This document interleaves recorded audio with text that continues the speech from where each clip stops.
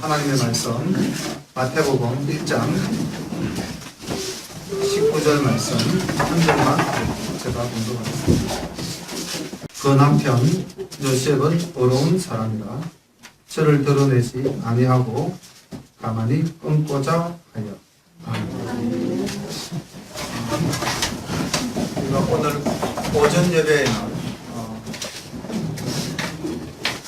누가복음을 통해서 마리아의 마음과 마리아의 찬양을 보았습니다.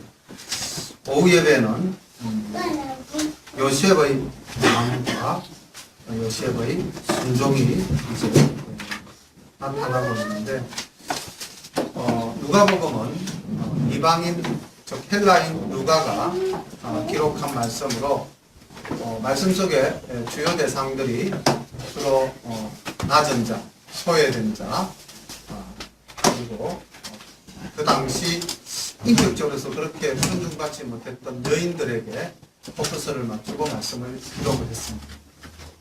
그래서 사실은 이방인의 그 구원주로 오신 우리 주 예수님을 누가는 데오빌로라는 인물에게 보내는 그런 형식을 빌어서 주님의 사역을 증거하려고, 마태는 또 조금 다른 관점에서 주님을 기록하고 있습니다. 그러니까 이제 마태는 정통 유대인으로서 유대인의 왕으로 오신 예수님. 그래서 누가복음과 마태복음을 보면은 예수님을 경배하는 경배의 대상이 좀 다르죠.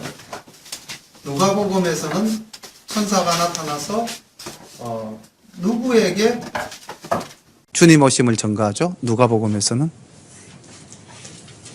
들에서 양을 치던 목자들에게 나타납니다. 목자들은 그 당시 굉장히 소외받던 사람들이죠.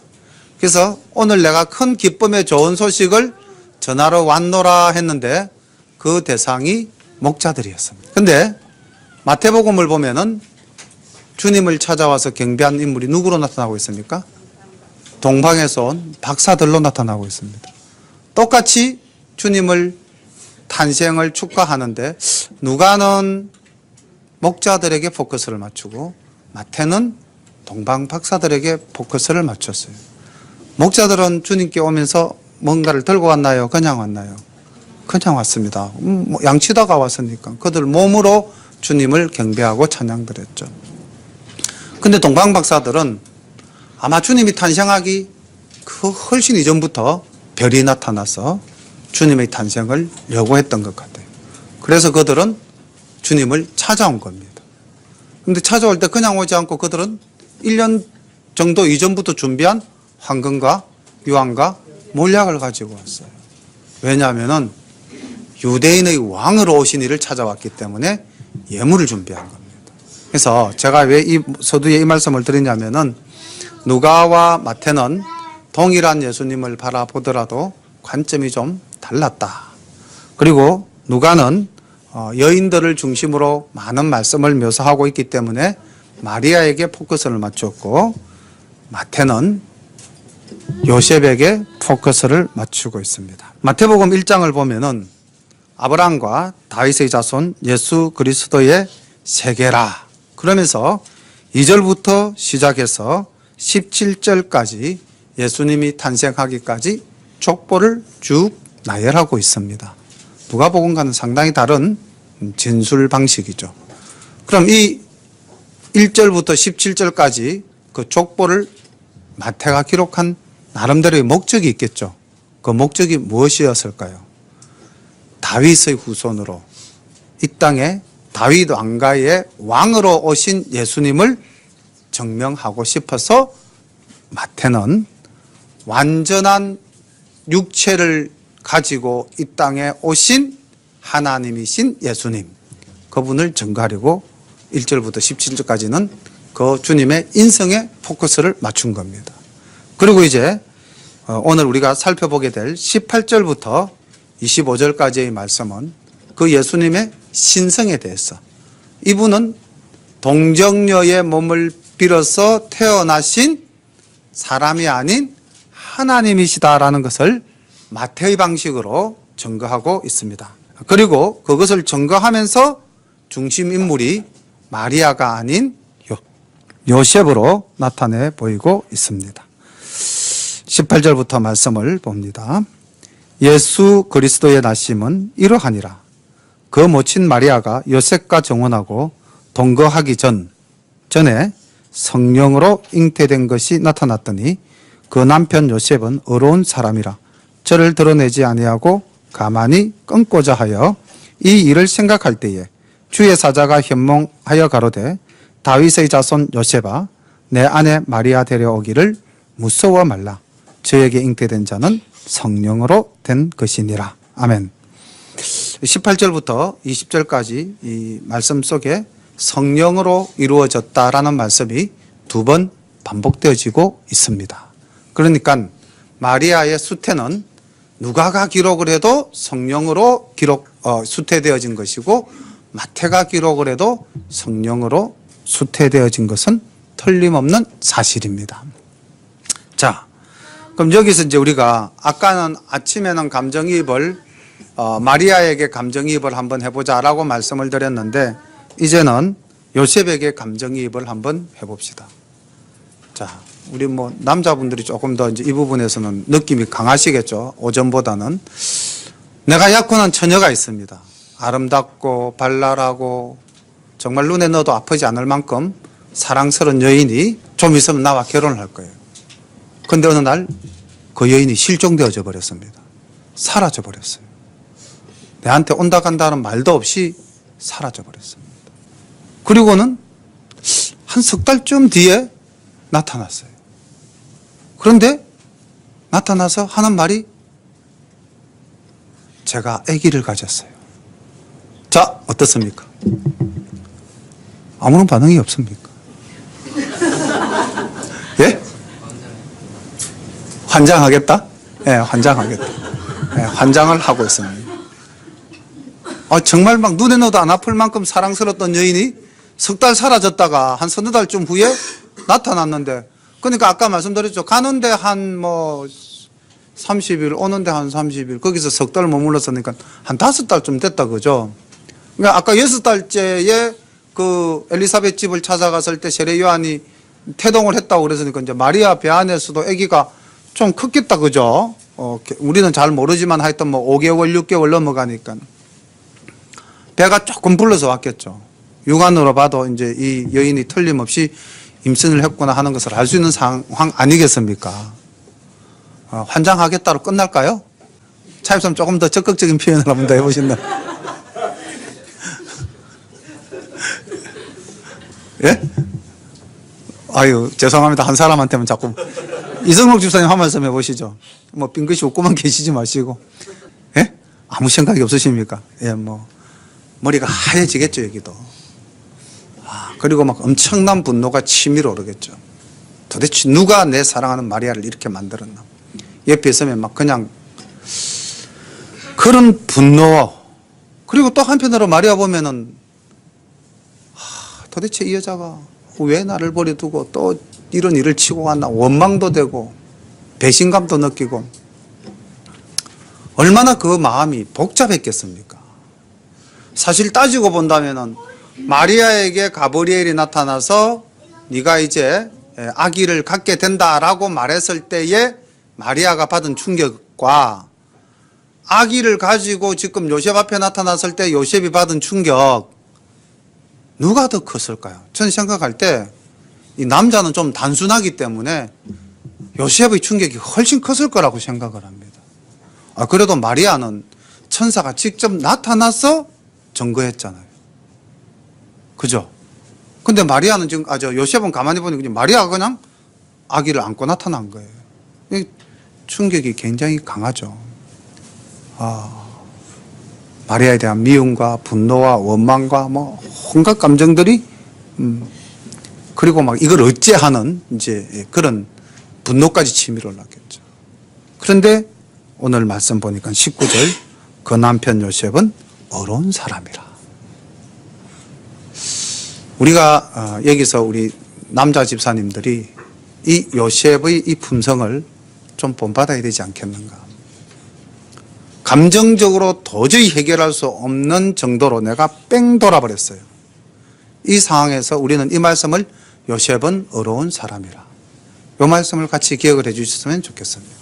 그럼 우리가 요셉을 생각하면서 주님의 탄생을 생각하면서 이 성탄절을 생각하면서 하나님의 뜻으로 이루어지는 이 일에 대해서 내 인간적인 감정을 폭발시키기보다는 다시 한 번 더 냉정해지는 그러한 시간이 있어야 되지 않겠는가.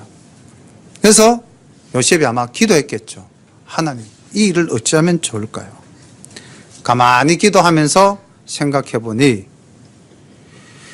내가 이 여자를 얼마나 사랑했는데 이 여자를 편안하게 해주자.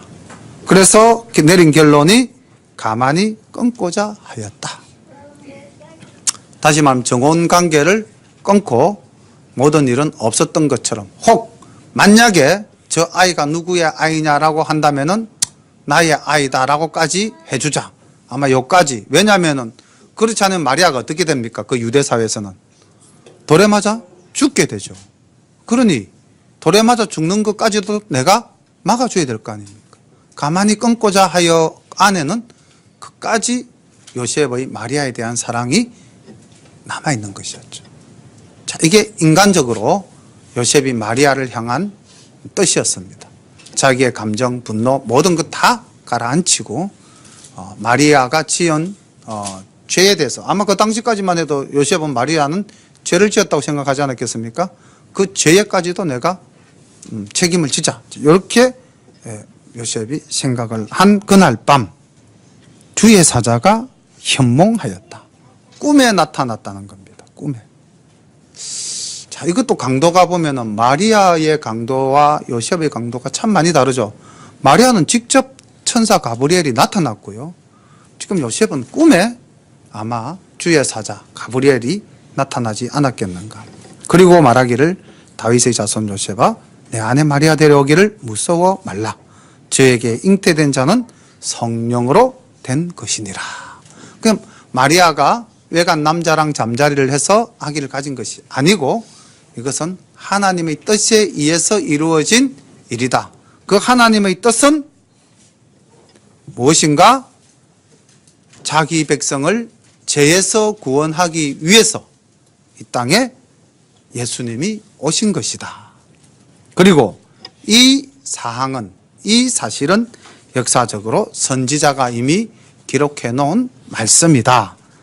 이 모든 일이 된 것은 주께서 선지자로 하신 말씀을 이루려 하심이니 가라사대 보라 처녀가 잉태하여 아들을 낳을 것이요 그 이름을 임마누엘이라 하리라 하셨으니 이를 번역한즉 하나님이 우리와 함께 계시다 함이라. 이 부분에 대해서 뭐 여러 가지 해석이 많습니다. 성경적으로도. 그렇지만은 오늘은 전체적인 흐름을 해서 간략하게 말씀 그대로 마태가 뭐 어떤 어두성을 가졌던 관계없이 예수님의 탄생은 하나님의 뜻에 의해서 예고되어진 것이고 선지자를 통해서 예언되어진 것이다.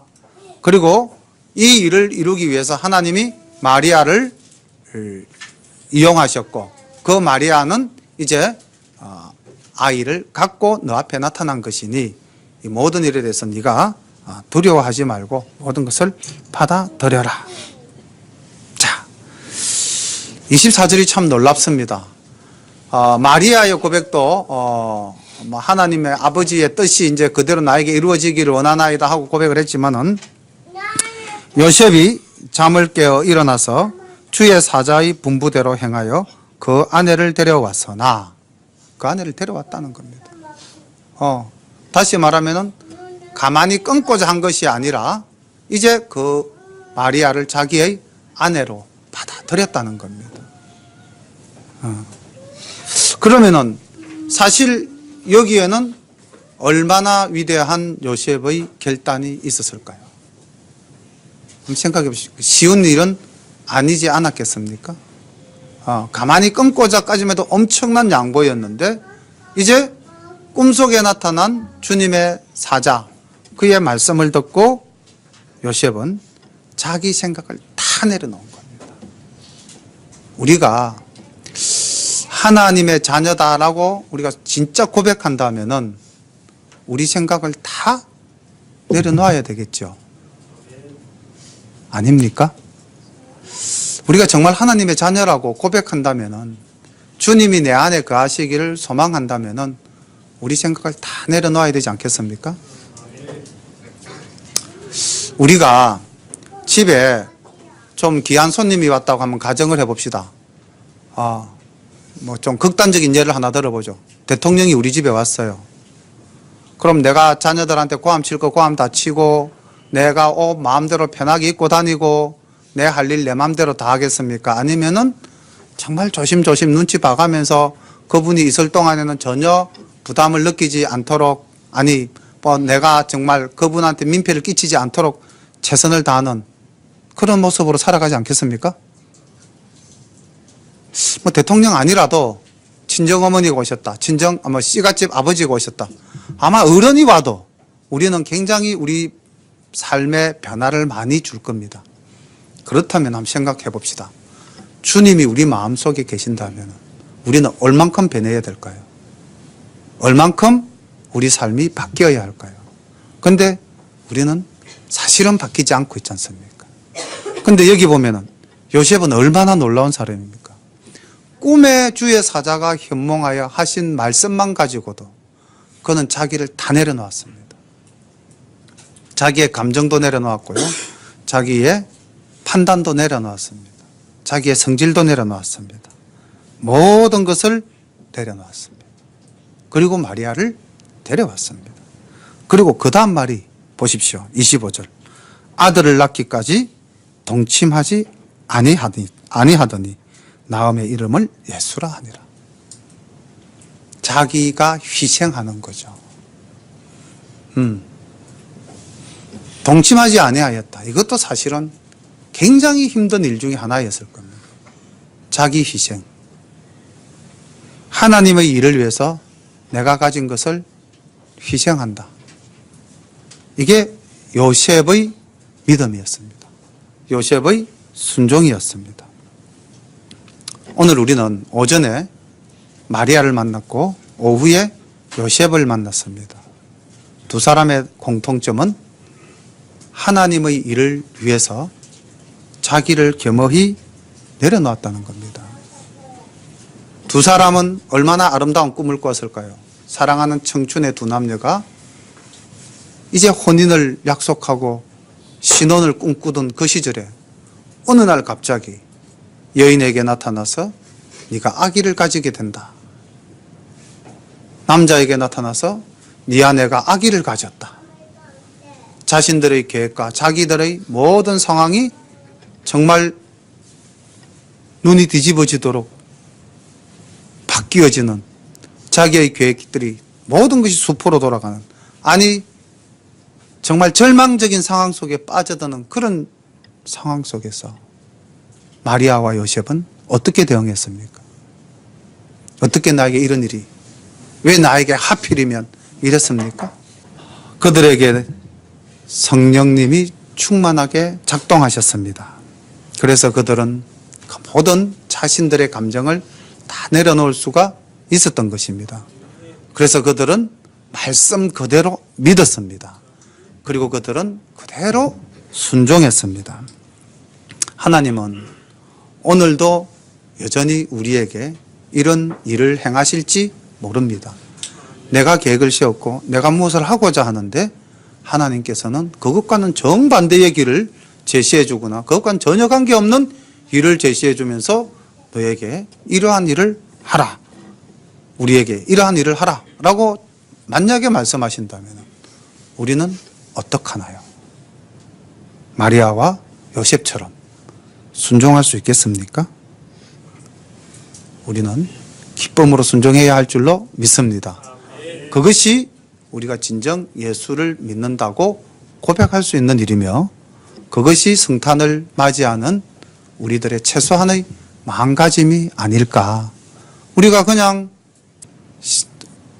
이런 말씀이 뭐 좀 외람되게 들리는지는 모르지만 그냥 뭐 신앙인으로서 뭐 내 종교로서 좀 편안하게 예수님을 생각한다면은 이제는 조금 달리 생각하셔야 되지 않겠습니까?